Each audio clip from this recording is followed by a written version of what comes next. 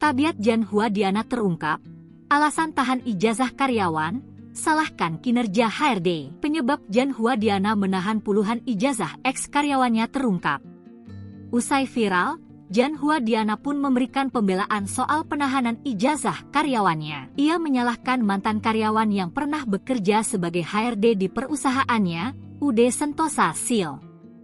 Hal ini diketahui setelah Gubernur Jawa Timur Khofifah Indar Parawansa turun tangan menangani persoalan tersebut. Menurut Khofifah, Jan Huadiana bersikeras tidak mengetahui keberadaan ijazah-ijazah para karyawan karena hal itu menjadi urusan HRD. Sementara itu, staf HRD yang saat itu bertanggung jawab atas perekrutan karyawan tersebut kini telah mengundurkan diri. Menanggapi hal itu, Khofifah akhirnya memerintahkan untuk menguruskan penerbitan kembali ijazah 31 ex-karyawan yang ditahan Jan Huadiana. Menurut Khofifah, solusi ini menjadi wujud negara hadir di tengah persoalan dan polemik yang dihadapi masyarakat. Tak hanya itu, solusi ini sekaligus memberikan ketenangan pada para pekerja.